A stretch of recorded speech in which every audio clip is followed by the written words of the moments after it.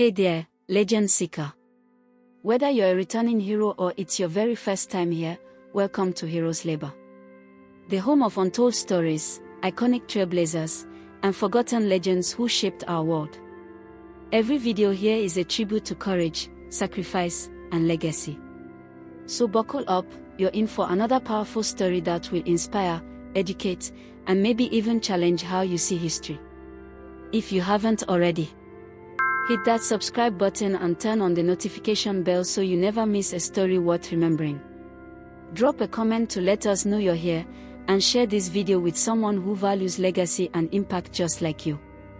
Let's dive in and honor greatness together. When we hear the name Flora Shaw, most people think of one thing: Nigeria. The woman who named a country. But what if we told you that was just the beginning of our story? Today, we go beyond the borders of West Africa to discover the woman behind Lady Lugard, a journalist, imperial strategist, and silent force behind British colonial policy, whose influence spanned Egypt, Sudan, the Balkans, and even the fight for women's rights. Born on December 19, 1852, in England, Flora Louise Shaw was a child born with a silver spoon, yet she wasn't content to be a background figure in society, so she was ambitious and determined. At just 30, she began publishing children's stories, but her ambition pulled her towards something bolder: journalism. In an era when few women were allowed in the newsroom, she broke barriers, joining the Times of London, not as a contributor, but as its lead colonial correspondent. She was sharp, fearless, relentless, such that her pen shaped British views about Africa and the world beyond. In 1897, Shaw penned an article that changed history. She proposed a name for the territories around the Niger River, Nigeria. A simple blend of Niger and area, and it stuck. But behind that name was a woman who had seen the fragile state of British control in West Africa. She believed a stronger identity and more organized rule were essential for empire building. Her work extended beyond Nigeria. She reported on French activities in Senegal, tribal dynamics in the Gold Coast, and trade flows across the continent. She wasn't just observing history, she was steering it. If this story moved you, like this video, it shows that our history still matters. This is our second video, and we're aiming for 1,000 subscribers. Your subscription isn't just a click, it's a way to say, the labor of our heroes past shall never be in vain. So, can I count on your support? Already subscribed? Drop "I subscribed, I stand with the legacy" in the comment section. I'll be there showing love. Let's keep honoring the past. Now, back to the story. In 1902, Flora married Frederick Lugard, a military man turned colonial administrator. Together, they became a power couple in the empire, Sir Frederick and Lady Lugard. Their marriage changed her public role. No longer the byline on the front page, Flora moved behind the scenes, shaping policy, refining speeches, and drafting colonial strategies. Though she stepped out of the spotlight, her influence only deepened, especially in Nigeria, where Lugard implemented the very system she had written about. Flora Shaw didn't just cover Africa.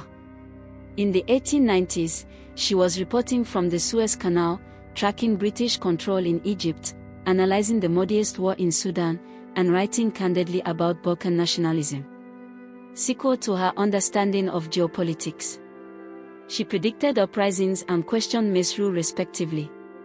It is pertinent to state that, more than once, her analysis was used in parliament debates, a testament that she had become a trusted source, not just for readers, but for decision-makers.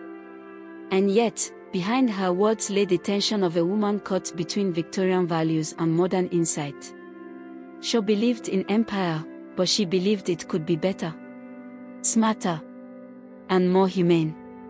In view of the aforementioned, she pushed for schools in Africa, infrastructure projects, and native participation in governance. But let's be clear, she also supported the idea that Africans were not ready to rule themselves. Her writing spoke of British responsibility, not African rights.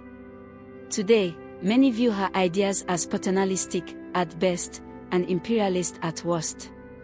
So, what's your view? Was she a reformer? Or a soft-spoken colonizer? The answer lies somewhere in between. Type your view in the comment section. Flora Shaw may not have marched alongside members of an activist women's organization who, under the banner, Votes for Women, fought for the right to vote in public elections, but her life was a quiet revolution. She shattered glass ceilings in journalism. She earned respect in smoky rooms of empire, and she supported women's access to education and influence. In a world where women couldn't vote, she advised colonial governors. In a field ruled by men, she ruled the column inches. She became a role model for generations of women in media and public service. Today, in Nigeria, Flora Shaw's name echoes in textbooks, but not without controversy. She helped name a country. But she also helped define the systems that would control it, systems later resisted by independence fighters. Her critics accuse her of romanticizing colonial rule. But her defenders call her a woman ahead of her time, a female voice of influence in a man's world. One thing is certain, her legacy is not simple. It's layered, complex, and worthy of deeper thought. Flora Shaw, Lady Lugard, was more than the woman who named Nigeria. She was a writer, a strategist, a thinker, a woman who shaped imperial policy from her desk. And yes, a product of her time, for better or worse. In revisiting her life, we are not just studying history. We are confronting the forces and people that build the world we live in. So the next time you hear Nigeria, remember, behind the name was a woman. Behind the empire was a pen. And behind the pen was Flora Shaw, the woman who tore the temple's curtain for women in journalism.